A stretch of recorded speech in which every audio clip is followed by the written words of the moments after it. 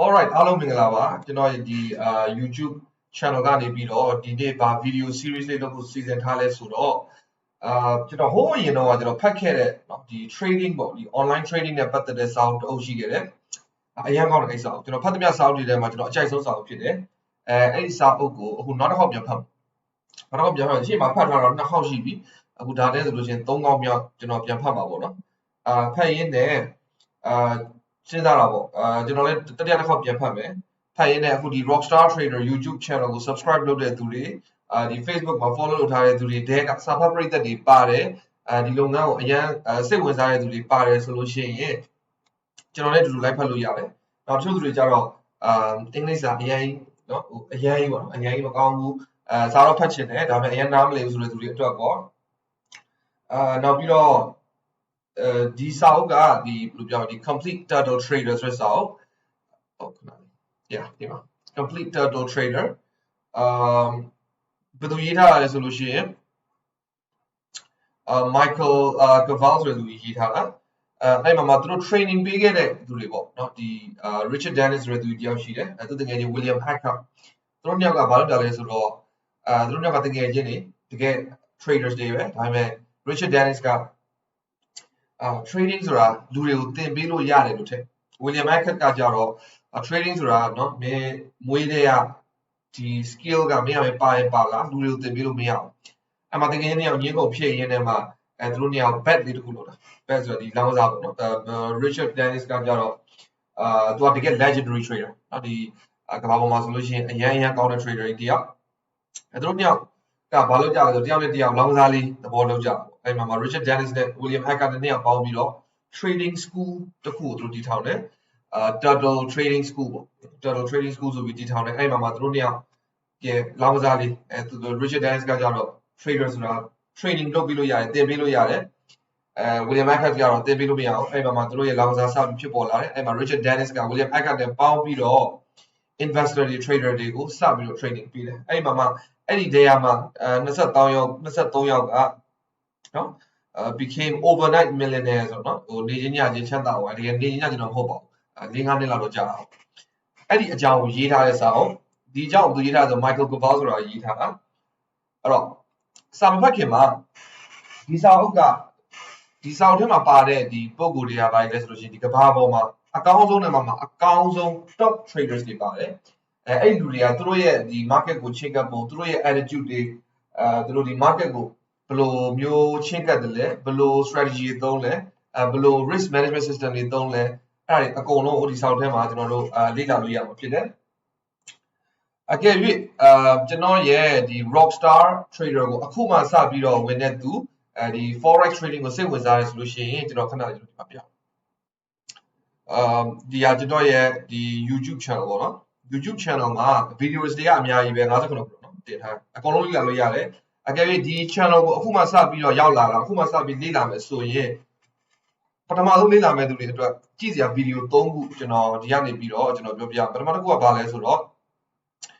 ဒီ video လေးเนาะဒီ forex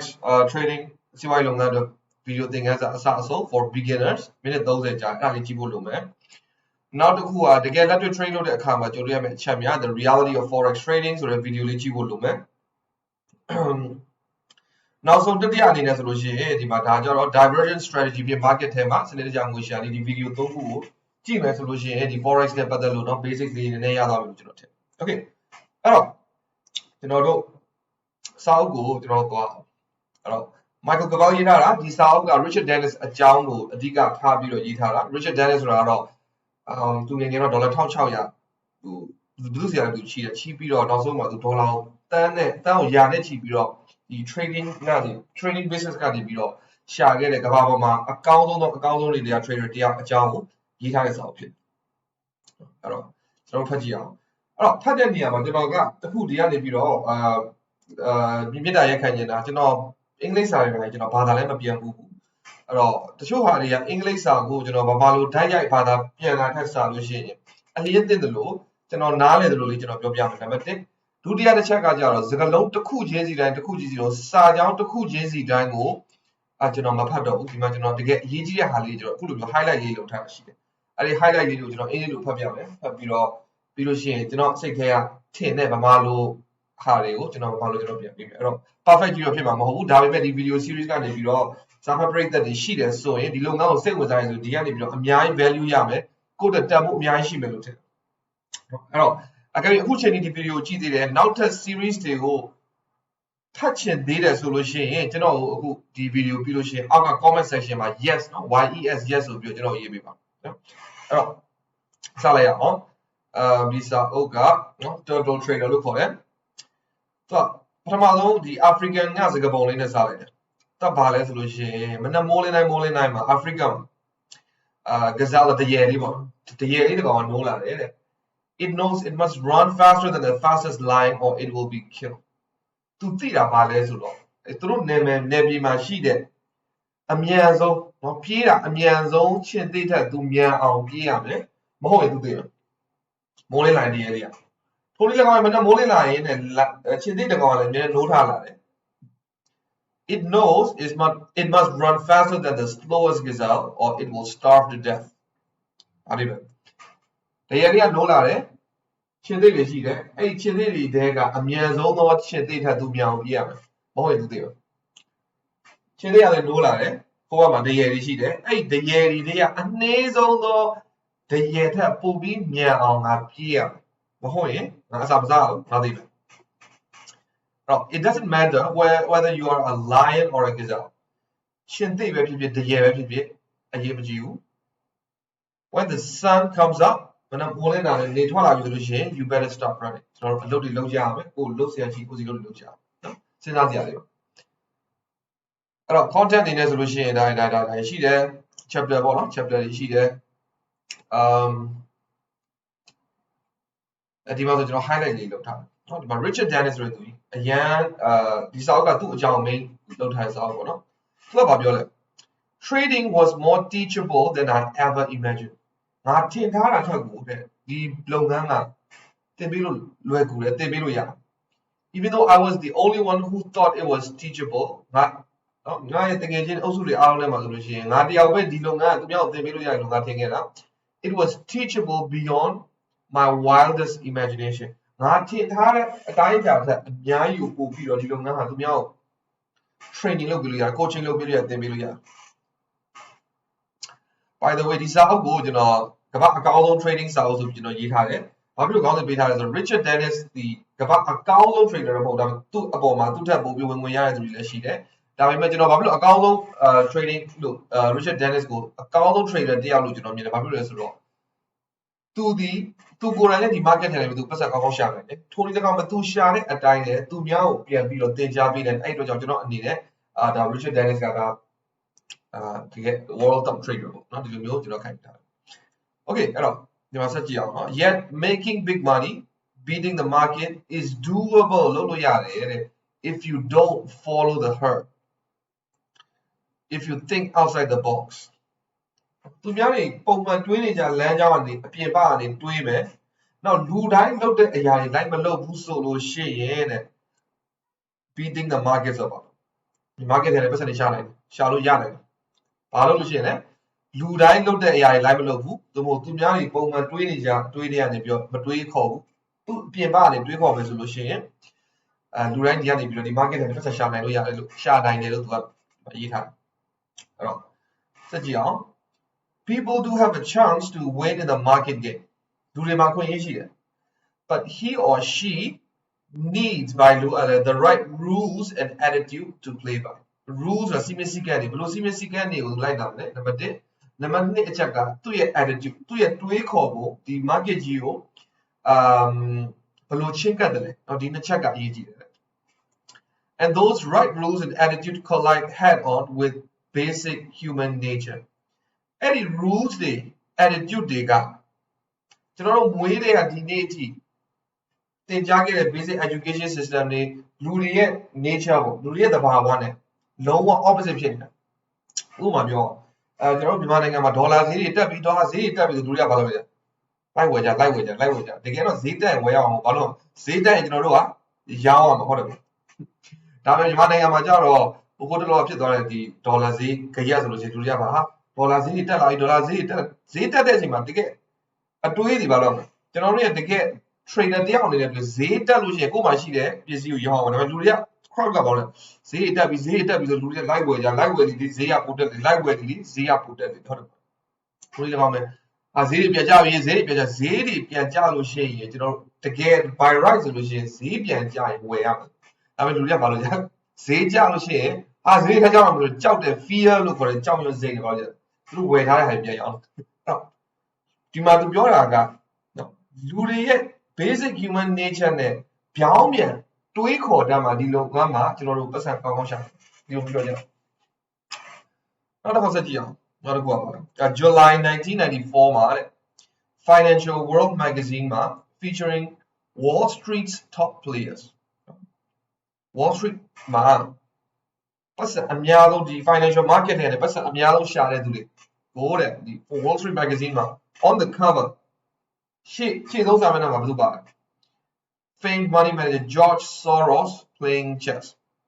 ခဏလေးကျွန်တော်ပြအောင်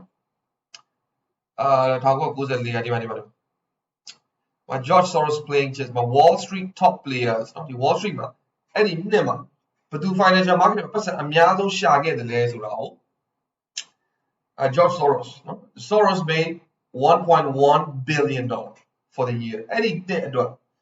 သူ market ကဘယ်လောက်ရခဲ့လဲ1.1 billion dollar ရခဲ့တယ်အဲ့တော့1 billion ဆိုတာဘယ်လောက်ရှိလဲတချို့သူတွေသိပါလိမ့်မယ်ကျွန်တော်ဒီမှာတစ်ချက်တော့ကျွန်တော်ပြတယ် okay millionaire ဆိုတာသိမလား millionaire ဆိုတာကြွယ်တစ်ထည့်ကိုပြော millionaire ဆိုတာ1 million dollar ဆိုတာဒေါ်လာ1000ကိုဒေါ်လာ1000ကိုအခုဒီနေ့ဒါ market ပေါက်စီပါအပြင်ကနေပြီးတော့ဒီမြန်မာ market price ဆိုတဲ့app လေးရှိတယ်အဲ့ app မှာဒေါ်လာကို3200လောက်ပေါက်တယ်နော်အဲ့တော့1 million dollar ဆိုတော့သိန်း3200ရှိတယ်သိန်း1000သိန်း2000သိန်း3000အဲ့လိုမျိုး4000 5000 6000 9000 8000 9000 1000အဲ့သိန်း1000သိန်း1000မို့သိန်း3000ဖြစ်မယ်3000နဲ့2000က1 million dollar အဲ့တော့ billionaire ဆိုတာဘာလို့လဲ billionaire ဆိုတာက1 billion dollar ဆိုတာ million 1000မှ 1 billion dollar ရ million 1000မှ 1 billion dollar ရအဲ့တော့ဒီနေရာလေးမှာကျွန်တော် knowledge တွေကျွန်တော်တစ်ခုပေးတယ်ကျွန်တော်စဉ်းစားကြည့်အောင်ကျွန်တော်တို့မွေးတဲ့ကနော်1 minute ပေါ့1 second တိုင်းကျွန်တော်မွေးလာအမေပိုက်တည်းထွက်လာတဲ့က1 second မှာ$1ဝင်မယ်ဆိုရင်ကျွန်တော်တို့ millionaire တယောက်ဖြစ်ဖို့ဘယ်လောက်ကြာလဲဗီဒီယိုလေးကို pause လုပ်ပြီးတကယ်စဉ်းစားကြည့်လို့ရတာနော်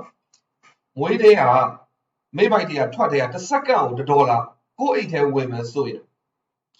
millionaire ဖြစ်ဖို့ millionaire ဖြစ်ဖို့အချိန်ဘယ်လောက်ကြာဗီဒီယိုလေးကို pause လုပ်လိုက်ပါကိုယ့်ကိုနည်းနည်းစဉ်းစားကြည့်ပါခံမှန်းပြီးစဉ်းစားကြည့်ပါနော်တွားပြီးတွက်စရာမလိုခံမှန်းပြီးစဉ်းစားကြည့်နော်အဖြေပြောပြမယ်အဖြေက11 days 17ရက်နည်းနည်းလေးစွတ်မယ်11 days မွေးတဲ့ကနေစပြီးတော့17ရက်နေလို့ရှိရင်1 second ကို$ဝင်လို့ရှိရင်17ရက်နေလို့ရှိရင်ဘာဖြစ်မလဲဆိုလို့ရှိရင် millionaire ဖြစ်မွေးတဲ့မဟုတ်ဘူးအခုချိန်မှာခုချိန်ကစပြီးတော့1 second ကို$ဝင်မယ်ဆိုရင်လည်းနောက်17ရက်နေလို့ရှိရင်ကျွန်တော်တို့ဘဏ်ထဲမှာ$1 million ရ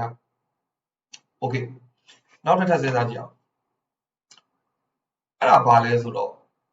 ဒီနေ့ကနေစပြီးတော့1 second ကို1 second ကို$1ကိုယ့်အိတ်ထဲကိုဝင်နေမယ်ဆိုရင် billionaire တယောက်ဖြစ်ဖို့အချိန်ဘယ်လောက်ကြာကိုစဉ်းစားကြည့်ပါနော်ဒါအတင်ချာနဲ့တွက်အောင်မဟုတ်ဘူးကိုစဉ်းစားဉာဏ်နဲ့ကိုနည်းနည်းလေးခံမှန်းကြည့်ပါခံမှန်းဗီဒီယို pause လုပ်ပြီးခံမှန်းကြည့်ကိုစဉ်းစားကြည့်ပြီးလို့ရှိရင်ဒီမှာကျွန်တော်အဖြေပြောပြကျွန်တော်တို့မွေးတဲ့အမေပိုက်ထဲကထွက်ထဲကကျွန်တော်တို့ရဲ့အိတ်ထဲကို1 second ကို$ဝင်မယ်ဆိုရင်ကျွန်တော်တို့ဒီ billionaire တယောက်ဖြစ်ဖို့32နှစ်တော့ကျွန်တော်အခုဆို32နှစ်တော့31.7နဲ့31.7 years ကျွန်တော်အသက်37.2ပဲရှိတယ်အခုဒီဗီဒီယိုလုပ်တယ်ကျွန်တော်မွေးတဲ့က1 second ကို$ကျွန်တော်အိတ်ထဲဝင်တယ်ဆိုကျွန်တော် billionaire မဖြစ်သေးဘူးနည်းနည်းလို့သေးတယ်အဲ့တော့စဉ်းစားကြည့် millionaire တယောက်နဲ့ billionaire တယောက်နဲ့ဘယ်လောက်တောင်ကွာခြားသလဲဆိုတာဒီ example လေးကိုကြည့်လို့ရှိရင်သိနိုင်ပါတယ်နော်အဲ့တော့ okay ဒါလေးကကျွန်တော်မဟုတ်တူတာလေးနဲ့ပြောပြတာပါနောက်ဆက်ပြီးတော့ကြည့်ကြည့်အောင်နော်အဲ့တော့1994 magazine မှာဒီ Wall Street မှာဒီ financial market ထဲကနေပြီးတော့အကောင်းဆုံးပတ်စံအများဆုံးရခဲ့တဲ့သူနံပါတ်1ကဆိုလို့ George Soros နော် Soros was first Soros ကနံပါတ်1သူ့ရဲ့နောက်မှာဘယ်သူပါလဲJulian Robertson was second at $500 million နော် Bruce Kavanagh ကတန်းနေရHenry Cavill was 56 so on and so forth no? The ranking and earnings provided crystal clear landscape of who was making the master of the universe money ဒီထဲမှာပါတဲ့သူတွေကိုကြည့်ချင်းအပြင်ဘယ်သူဒီ financial market ကြီးထဲမှာပတ်စံတွေဘလောက်အများဆုံးရနေလဲဆိုတာကိုလုံးဝထင်ထင်ရှားရှားမြင်နေရတယ် without a doubt လုံးဝတန်တရားဝင်စရာအကြောင်းမရှိဘူး the top players in the game trading လုပ်ငန်းကိုလုပ်ကိုင်နေတဲ့သူတွေတဲ့လုံးဝကမ္ဘာအကောင်းဆုံးသူတွေဘယ်သူလဲဆိုတာကိုလုံးဝ crystal clear ရှင်းရှင်းလင်းလင်းမြင်ရတယ်အဲ့လို1 2 3 4 စီလိုက်လို့ရှိရင်နံပါတ်25က his list was Jerry Parker okay ဘယ်ရလဲဆိုလို့ရှိရင်Caesar Speak Capital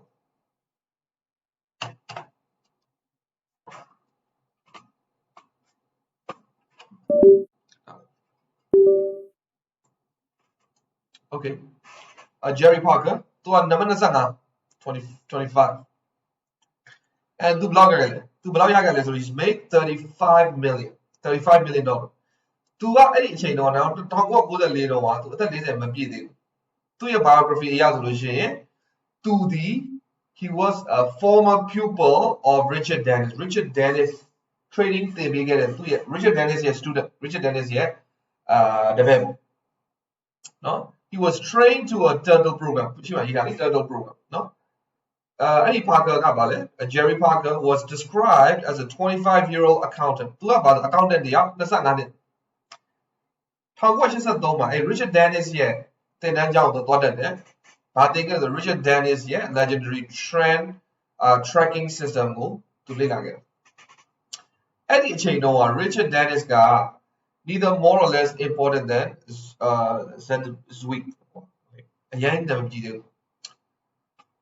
အဲ့တော့ Michael Cavill စာရေးဆရာပါလဲဆိုတော့ I studied the list intently အဲ့ဒီ list เนาะဒီ top traders တွေတယောက်ပြီးတယောက်ကိုသူလေ့လာခဲ့တယ်အဲ့မှာသူ Parker ကိုတော့ Parker ကနံပါတ်25မှာတွေ့ခဲ့တယ် Parker was the only one in the top 100 advertisers being trained Parker ကအဲ့ဒီ list ထဲကတယောက်ပဲဖြစ်တယ်ဘာတယောက်လဲဆိုလို့ရှိရင်သူများတဲ့ trading ပညာရပ်ကိုသူများသင်ပေးလို့အောင်မြင်တာသူတယောက်မရှိဘူး For someone like myself looking for ways to try and earn that kind of money his biography was immediate inspiration သူရဲ့ biography ကိုကြည့်လိုက်ခြင်းအပြင်သူဘာဖြစ်သွားလဲအရင် inspire ဖြစ်သွားအားတက်သွား motivation ရဒီလူရပါလေ he was a man the Jerry Parker ကhe was a product of Virginia Bulldogs loved country music เนาะ country music ကိုကြိုက်တယ် and prefers to keep as far away from Wall Street as possible သူက trading လုပ်တာ Wall Street မှာလုပ်တာမဟုတ်တခြားဒီမှာသူပြောတဲ့ပုံစံအရဆို far away from Wall Street as possible ဆိုတော့သူက Wall Street မှာ trading လုပ်တာမဟုတ်ဘူးတခြားဘယ်နေရာလုပ်လဲစကြည့်အောင် There was no typical money making story that much I knew the common wisdom that the only way you should find success was by working in 80-story steel glass towers in New York, London, Hong Kong or Dubai was clearly dead wrong လူတွေထင်ထားတယ်တကယ် common wisdom လူတွေအားလုံးထင်ထားတာကဒီလိုမျိုးပတ်စံ amount တွေရဖို့ဆိုတာ New York မှာရှိရင်ရှိမရှိရင် London မှာရှိရင်မရှိရင် Hong Kong, Dubai ဒီလိုနေရာမျိုးမှာတကယ် 80 story ထပ်ပေါင်း80 tower ကြီးတွေမှာ trading လုပ်နေတဲ့သူတွေပဲဒီလို amount မျိုးရတယ်လို့ထင်ထားတဲ့ idea လုံးဝမှားနေပြီတဲ့ဘာဖြစ်လို့လဲ Jerry Parker ကသူ့ရဲ့ trading office ကဘာမှလဲဆို in the middle of nowhere 30 miles from Richmond in Mannequin Sabbath Virginia မြို့ကနော် Mannequin Sabbath ဆိုတဲ့နေရာနဲ့မိုင်ပေါင်း30ဝေးတယ်အဲ့နေရာတွေမှာ trading လုပ်တယ် soon after reading the magazine အဲ့တော့ခုန1994ဒီ magazine ကိုဖတ်ပြီးတဲ့အချိန်မှာတော့သူကားမောင်းသွားတယ်တဲ့စာရေးဆရာ to see his office ဘယ်သူရဲ့ office လဲ Jerry Parker ရဲ့ office သူ့ရဲ့ office ကဘယ်လိုပုံစံရှိလဲသူရမ်းသိချင်တယ်ပြီးတော့ကား parking lot လဲရောက်တော့သူအရင်အောင်သွားတယ်သူဘာပြောလဲ you gotta be kidding me အရင်အောင်သွား this is where he makes all the money သူ့ရဲ့ office ကိုကြည့်ပြီးသူအရင်အောင်သွားဒီကနေပြီးတော့သူဒီလောက်ပတ်စံ35 million ပေါ်ပါရေးတာ$35 million ကိုဒီနှစ်ထဲမှာသူဒီလိုမျိုးနေရာနေပြီးတော့ဒီလို office နေရာနေပြီးတော့ဘေးရောက်ရှာနေတယ်ဟုတ်လားပေါ့နော် you gotta be kidding me အဲ့တော့ Seeing Parker's country office was an electrical impulse for me. To again, the shock yawa. To Parker office go to the shock yawa. Permanently dispelling the importance of location. The location a year but use to count on to the 10 hours of the 10 hours. Wall Street Ludea trading low ma, a person yam But I knew nothing else at the time about Jerry Parker other than what was in the 1994 issue of Financial World. No, the magazine ma Palu Dana, Jerry Parker of the minimum were there more of these students? No, Jerry Parker Lumio, Richard Dennis got Tembilo, Almine, Jerry Parker Tiago. And Richard Dennis ma, Jerry Parker Tiago, the best she get a lot. That was Richard Dennis, but the child the very cheap. How did they become students? Richard Dennis, ma, the child the very she get it. So Richard Dennis got Babylon 2 year training system into Kulo, Palolo the big area. Ace do they are 2 year develop. What were they taught to do? Party be like? And who was this man, Richard Dennis? No, did Louis Dennis no, Richard Dennis was a Chicago trader in 1983. Okay, you know, I'm waiting about him. Good name, no, you know, 1992, so yeah, good name, you know, wait, good name. By the time he was 37, Tango is the Doma. Richard Dennis here at that Doza Eddie Chema. He's made millions of dollars out of an initial graphic of honor. To what those are called a name, $2 damage Bishana. To the Richard Dennis. And Dennis has done it on his own terms in less than 15 years. Less than 15 years.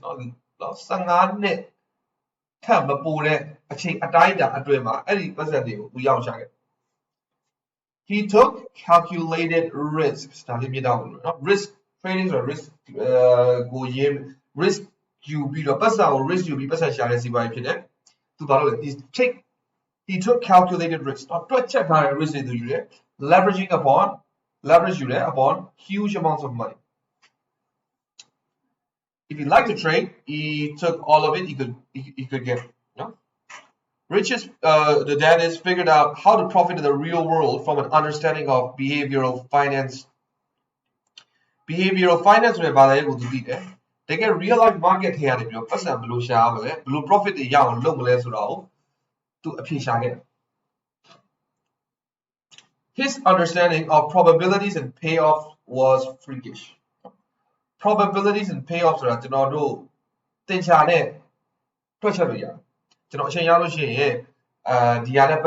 YouTube video. By the way, solution now YouTube channel trading the forex trading forex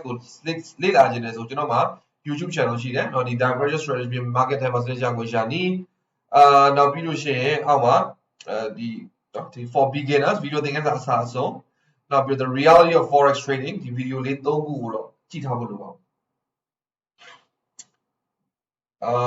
okay now probabilities and payoff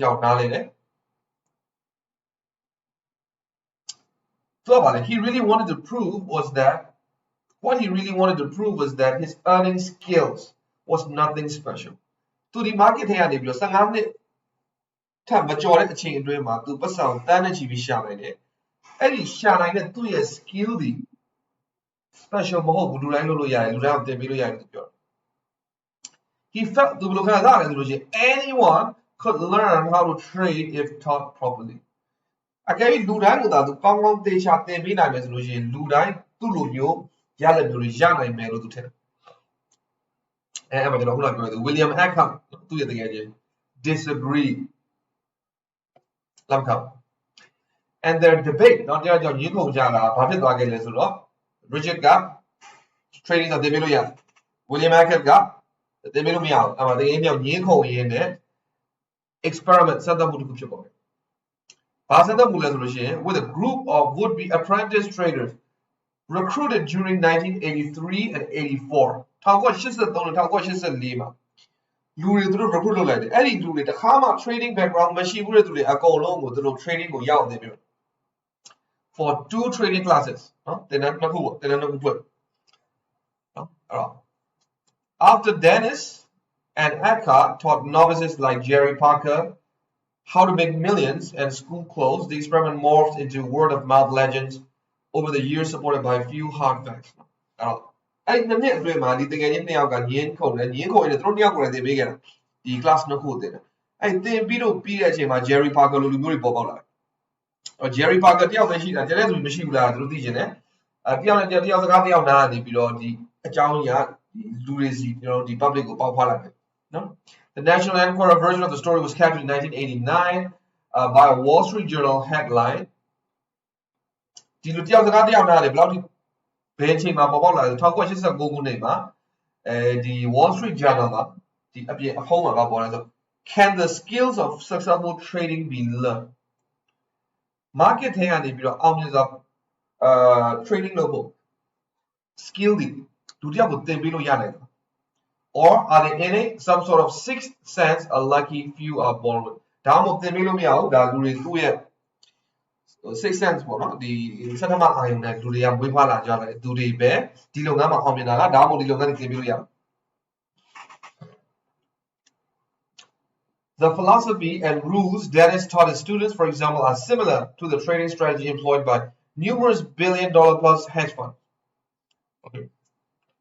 Anima, Richard Dennis got two years the very good. Then be the philosophies of a 2 year corey, Balumio 2 years. Now, trading strategy they have are similar to the Vina resolution. Gababo, account hedge fund, a don't build a philosophy, the strategy, the inside story has not been told to a wider audience until now. That is how Yema Bear is out of Mabano. But is how Yema Bear, the Ajani, the time of people get through student Richard Dennis and William Eckert and Sate, no people get a hardy, body they big and a colon. I could is how Yemi my public Yala. You know, I'm doing because Richard Dennis is not a household name today. The name of Richard Dennis got retired with and because so much has happened in Wall Street since 1983. So these all got down.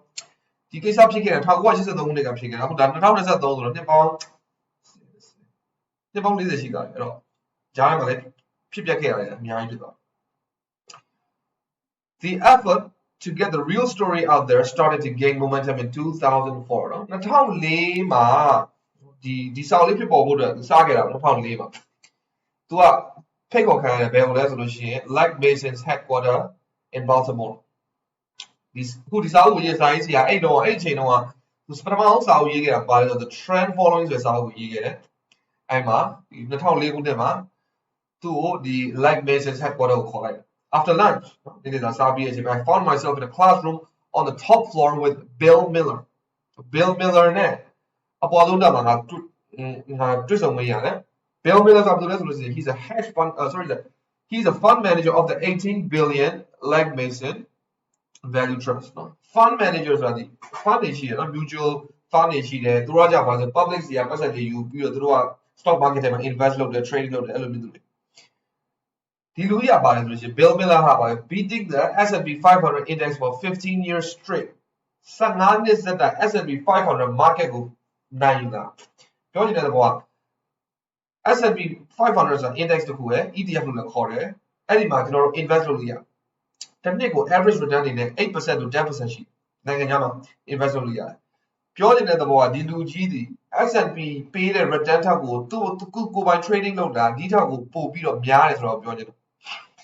S&P 500 got a go 8 to 10% return paid solution to go by 2 year hash fund trading load. Anytime Yari, maybe 15%, 20%, 30%, so on and so forth. The Bill Miller, like Dennis, had taken extraordinary calculated risk and more often than not being proven right. Through her, Bill Miller, Richard Dennis, they have taken extraordinary calculated risk. Risk not you get, I bet through you the risk, risk you get it. On this day, he was lecturing a room full of eager trainees เนาะဒီလူကြီးပေါ့နော်ဒီ Bill Miller ကအဲ့အပေါ်ဆုံးတက်မှာသူကဘာလုပ်နေလဲဆိုတော့ lecture ပေးနေတင်တန်းပြတယ်အဲ့ဒီအချိန်မှာဒီစာရေးဆရာကြီးအပေါ်ဆုံးတက်ကိုသူရောက်သွားတယ်နေ့လည်စာစားပြီးတော့အဲ့တော့ tell us about Richard Dennis and the Turtles maybe Richard Dennis ဆိုတာဘာတူလဲသူ့ရဲ့ turtle သူ့ရဲ့တပည့်တွေသူ့ရဲ့ student တွေရော turtles လို့ခေါ်တယ်ဘာတွေလဲအဲ့ဒါတွေ At that moment I realized that if those two Wall Street pros wanted to know more about Dennis, his experiment in the turtles, it was clear a much larger audience would want to hear the story. Bill Miller Bill Miller ဘာမင်းလဲဆိုတော့ Richard Dennis အကြောင်းမေးတယ်သူ့ရဲ့ turtle တွေဆိုတာဘာတူလဲမေးတဲ့အချိန်မှာဒီလိုကမ္ဘာအကောင်းဆုံး Bill Miller လူမျိုးကတော့ Richard Dennis အကြောင်းမေးတယ်ဆိုတော့တေချာတယ်ငါဒီကောင်အကြောင်းငါတေချာလေ့လာပြီးတော့စောင်းလို့ရေးမယ်လူတွေလည်းဒီစောင်းကိုဖတ်ချင်ကြပါအဲ့တို့ကြောင့်အခုဒီလိုညီမတို့အကိုလိုမှတော့ကျွန်တော်တို့ဒီစောင်းကိုဖတ်ခွင့်ရတယ် right okay still the biggest problem with a story like this is that most people don't want to actually understand how the real pros make big money အကြီးမားဆုံးပြဿနာပါလဲဆိုတော့လူတော်များများအဲ့ဒီ Richard Dennis တို့လို top traders တွေဘယ်လိုပတ်စံရလဲဆိုတာကိုသေချာနားမလည်ခြင်းကြဘူးလေ they want the road to riches to be effortless ဘာဖြစ်လို့လဲဆိုတော့လူတော်များများချမ်းသာဖို့အောင်မြင်မှုကြီးပွားဖို့ဆိုတာလေဘာမှမလုပ်ပဲเนาะ effortless ဘာမှမလုပ်ပဲတော့မဟုတ်ဘူးလို့ရမယ် easy going ဖြည်းဖြည်းသက်သာလေးနေရင်းနဲ့အောင်မြင်တဲ့ story တွေဝယ်စိတ်ဝင်စားကြတကယ်တော့အဲ့လိုမဟုတ်ဘူးဒီလောကမှာအောင်မြင်ဖို့ဆိုလို့ရှိရင်ပေးဆက်ရတဲ့ဟာတွေရှိတယ်လေ့လာမယ့်ဟာတွေရှိတယ်ကျင့်သုံးရတဲ့ဟာတွေရှိတယ်အဲ့ဒါတွေကို तू ကဒီစာအုပ်ထဲမှာပြောပြမှာဒါပေမဲ့လူတော်များအဲ့ဒါကိုစိတ်ကူးတာမဟုတ်ဘူးလူတွေကဗာလဲ they want the road to riches to be effortless เนาะဘာအရာမှမဆက်ရဘဲနဲ့ရတဲ့ story မျိုးမှကြားကြည့်ကြဒါပေမဲ့ကျွန်တော်တို့ကဒီလိုမျိုးတွေမဟုတ်ဘူးကျွန်တော်တို့ဒီစာအုပ်ဖတ်တယ်ဆိုတော့ဒီလိုလူတွေဘယ်လိုအတွေးခေါ်တွေသုံးလဲဒီလိုလူတွေဘာ strategy တွေသုံးလဲသူတို့ risk management system တွေကပါတယ်လေသူတို့ရဲ့ belief values တွေကပါတယ်ကျွန်တော်သိဖို့လိုတယ် right instead of employing a statistical thinking toward market decision the general public keeps investing based on impulsive feelings ပုံမှန်တော့ဒီ market ထဲမှာအောင်မြင်ဖို့ဆိုလို့ရှိရင်ကျွန်တော်တို့ဘာလုပ်အောင် we need to employ statistical thinking သေချာတွက်ချက်ထားတဲ့စနစ်တကျစီမံခန့်ခွဲထားတဲ့ predetermined လုပ်ထားတဲ့အတွေးတွေနဲ့ကျွန်တော်တို့ market ထဲမှာအဝယ်အရောင်းတွေလုပ်ဖို့ဆုံးဖြတ်ချက်တွေချဒါပေမဲ့လူတော်များများကပါလေသူတို့ရဲ့ import ဟာဒီနေ့တော့ဈေးတက်မယ်ထင်တယ်ဒီနေ့တော့ဈေးကျမယ်ထင်တယ်သူတို့ကျတော့စောင်းတွေဖတ်တယ်သူတို့ကျတော့ news တွေဖတ်တယ်သတင်းတွေဖတ်တယ်ဟုတ်တယ်မလားသူတို့ရဲ့ feeling ပေါ်မှာ like ပြီးတော့အဝယ်ရောင်းနေလို့လူတော်များများတကယ်တော့မဟုတ်ဘာလို့အောင်လဲ statistical thinking ကို base ခံပြီးတော့ကျွန်တော်တို့ရဲ့ trading decision တွေကိုချမှတ်ရမှာဖြစ်တယ် In the end, now so much to their detriment, people are always risk adverse towards gains and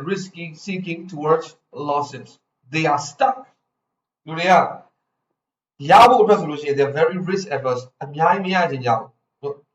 By right to the yelling, I'm through a psychological attempt. I think I'm people and do the Yabo solution.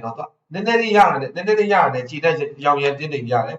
That is social solution, no? To a myai book your social tin and book your social yarn. The other level of the other people are always risk adverse towards gains, risk seeking towards losses. The genre level of the video little pull out YouTube Shabi the video but here the forex market and trade below video not Luria Baja Yabo solution Nenny yarn China young I'm a social motor solution Luria Pubi Lova Babilo the Luria psychology the video solution no somehow the average newbie investor's method for success is not pretty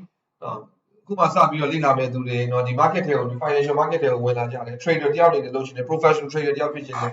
အဝယ်ရောင်းလို့ရှိရင် forex trade လုပ်ရှင် gold trade လုပ်ရှင်စသဖြင့်ဒီနေ့ဆိုလို့ရှိရင်เนาะဒီမှာနိုင်ငံမှာပိုအရက်ခစ်စားလာတယ်ဒါပေမဲ့တိတ်ပြီးတော့အကြောင်းမလားဘာလို့လဲ he gets it because his friends are doing it တကယ်ကြီးနေလို့ငါဝင်မယ်တကယ်ကြီးငါတို့ trading လုပ်တယ်ငါလည်းလုပ်မယ်ဟုတ်လားပြီးတော့ news media တွေ online မှာကြော်ညာတဲ့ဟာတွေကပါလဲဒီအထက်ကိုပတ်စံဘလောက်ရှာနိုင်တယ်ဟုတ်လားဒီလိုမျိုးတွေကြည့်တဲ့အခါကျတော့လူတွေကဒီကနေပြီးတော့ပတ်စံလွယ်လွယ်ရမယ်ထင်ပြီးတော့ဝင်ကြတယ်ဒါပေမဲ့နောက်ပိုင်းမှာတော့တေချာနားမလည်ဘူးဆိုလို့ရှိရင်အဆင်မပြေဘူးပေါ့နော် The media are valid. Tells us that the average investor now supposedly understands the concept of risk, yet worrying about possibilities while ignoring probabilities. လူတွေဟာ possibility ဘာတွေဖြစ်နိုင်မလဲဆိုတာကိုပဲသူတို့ကဘာလဲရက်စိတ်ဝင်စားတယ်ဒါပေမဲ့ဘာကိုစိတ်ဝင်စား probability ကိုစိတ်ဝင်စား probability ကိုသူတို့ပေးထားကြတယ်နော်အော်ဒီလုပ်ငန်းကိုလေ့လာမယ်ဒီလုပ်ငန်းကိုတကယ်လုပ်ကိုင်မယ်ဆိုလို့ရှိရင် probability အကြောင်းကိုအများကြီးသိဖို့လိုတယ် okay ဘယ်လောက် percent chance ရှိတယ်ပေါ့ကျွန်တော်တို့ဒီ game ကိုကစားရင် probabilities and payoff အကြောင်းနားရလို့လေ people gamble away fortunes on money losing hunches or double down when logic says to fall you know at the end of a lifetime they are never any closer to learning how to do right you know but outside of the herd there are the special few လူတော်များများလို့ကြားတာပဲအဲ့ဒီအပြင်ဘက်မှာ special few လူရှိတယ် who have the uncanny knack to knowing when to buy and sell အဲ့လူနည်းစမှကြပါသိတယ် when to buy and sell ဘယ်အချိန်မှာဝယ်လဲဘယ်အချိန်မှာရောင်းလဲဆိုတာသူတို့သိနံပါတ်1ချက်ကပါလေ uncanny knack to properly assess risk ဆိုတာပါဘယ်လောက်ဖိုးဝယ်မလဲဘယ်လောက်ဖိုးရောင်းမလဲဘယ်လောက်မြင့် market တွေထွက်မယ်ဘယ်လောက် short ရင် market တွေထွက်မယ်စသဖြင့်ဒါတွေအကုန်လုံးကိုနားလည်တဲ့လူနည်းစုတစ်ခုရှိတယ်အဲ့မှာအဲ့ဒီတယောက်ကဘယ်လိုလဲ Richard Dennis ဖြစ်တယ် he mastered the uncanny knack in his early 20s เนาะအသက်20ကျော်ရွယ်သေးပါပဲဒီအကြောင်းလေးကိုသူနားလည်ခဲ့တယ် unlike the general public who went into the feelings to make decisions Dennis used the mathematical tools to calculate risk and to use it to his advantage Dennis proved that his ability to make money in the market was not luck Dennis ကဒီစောက်ထဲမှာဘာကို prove လုပ်ခဲ့လဲဆိုရင်ရေရှည်မှာဒီ financial market ထဲကနေပြီးတော့ပတ်စံပုံမှန် consistent profit ခေါ်တာပုံမှန်အမြတ်ငွေရှာနိုင်ခြင်းဒီရဲ့ကံကောင်းလို့မဟုတ်ဒါကိုသူဒီစောက်မှာသူ့ရဲ့strategy တွေသူသုံးပြတဲ့ system တွေကနေပြီးတော့သူတက်တည်ပြတယ် What was the real story and how did the turtles learn their craft အဲ့တော့တကယ်ပုံ story အမှန်ပါလေအဲ့ turtles ဆိုတဲ့သူတွေကဘယ်သူတွေလဲအဲ့ဒီသူတွေက Richard Dennis စီမှာဘယ်လိုလုပ်ပြီးတော့ဒီပညာတွေလေ့လာခွင့်ရခဲ့တာလဲနောက်ဘယ်လို rules တွေသူတို့သင်ပေးခဲ့တာလဲနောက် average trader တယောက်အနေနဲ့ဒီနေ့လိုနေ့မျိုးမှာအဲ့ဒီ rules တွေကိုအသုံးပြုပြီးတော့ market ထဲကနေပြီးတော့ဘယ်လိုပတ်သက်ရလဲအခုအဲ့ Richard Dennis ရဲ့လူတွေကရောအဲ့1983တော့ Richard Dennis နဲ့ William Hackett နဲ့တူတူသင်ပေးခဲ့တဲ့သူတွေเนาะဒီ Jerry Parker တို့လို traders တွေကရောဒီနေ့မရောက်သွားပြီလေ What happened to them ဒီနေ့ဘာလုပ်နေကြလဲ and then so နောက်1983နောက်ပိုင်းမှာဘာလုပ်နေကြလဲသူတို့အခုဘယ်မှာ training လုပ်နေကြလဲသူတို့တည်းမှာအကုန်လုံးအောင်မြင်သွားကြလားအနေငယ်ပဲအောင်မြင်ကြတယ်ဒီစရာမျိုးကနေအများကြီး The experiment has already been done that shows that we can all learn to trade for a living if we want. အဲ့ဒီ experiment ရဲ့အဖြစ်အရာကျွန်တော်တို့အားလုံးဟာ trading ကိုသင်ယူလို့ရတယ်ဒီလုပ်ငန်းကို full time business အနေနဲ့လည်းလုပ်လို့ရတယ် professional online trader တယောက်အနေနဲ့ရှင်းသင်လို့ရတယ်ဆိုတာဒီ experiment တစ်ခုလုံးကတက်တည်ပြပြီးသွားပြီတဲ့ That is why the turtles matter အားကြောင့်လို့ turtles တွေ Richard Dennis ရဲ့ debate ပေါ့ turtles တွေကအရေးကြီးတယ် The turtles are an answer to the age-old question of nature versus nurture. The living proof of the single most famous Wall Street school for making money. အဲ့တော့ဒီ Richard Dennis နဲ့ William Hackett သင်ပေးခဲ့တဲ့ turtles တွေသူတို့ရဲ့ဟိုอะไรပေါ့ students တွေသင်တန်းသားတွေကိုလေ့လာမယ်အဲ့သူတို့စီကနေပြီးတော့ကျွန်တော်တို့ဘာတွေရမလဲဆိုလို့ရှိရင်အဖြေတွေရမယ်ဒီအဖြေတွေရမယ်နော်ဒီက story တွေကဘာတွေလဲစသဖြင့်အဲ့ဒါတွေရမယ်နောက်ပြီးတော့ nature versus nurture ဒီလုပ်ငန်းဟာမွေးတွေကပါလာတာလားဒီလုပ်ငန်းမှာအောင်မြင်ဖို့ skill တွေဒီမွေးတွေကလူတွေစီမှာပါလာပြီးသားလားဒါမှမဟုတ်သင်ပေးလို့ရသလားဒါတွေအကုန်လုံးကိုကျွန်တော်တို့ဒီစာအုပ်မှာဆက်ပြီးတော့လေ့လာအဲ့တော့ဒီနေ့ဒါတော့ဒီလောက်ပဲနောက် next video မှာကျွန်တော် chapter 1เนาะ nature versus nurture ကျွန်တော်ဆက်ပြီးတော့ဖတ်ပါမယ်အဲ့ဒီ video အခုချိန်ကြီးကြည့်နေသေးတယ်ဒီစာအုပ်ကိုကျွန်တော်တို့အခုလိုမျိုးအခုအတိုင်းဆက်ပြီးတော့ကျွန်တော်တို့အတူ like ဖတ်ချင်တယ်ဆိုလို့ရှိရင်ကျွန်တော် comment မှာ yes လို့ရေးပေးပါအဲ့တော့မှเนาะဒီ audience ဘယ်လောက်ရှိသလဲဒီစာအုပ်ကိုတကယ် like ဖတ်တဲ့သူဘယ်လောက်ရှိသလဲကျွန်တော်သိချင်လို့ပါအားလုံးကျေးဇူးတင်ပါတယ် next video မှာကျွန်တော်တို့ဆက်ပြီးတော့တွေ့ပါမယ်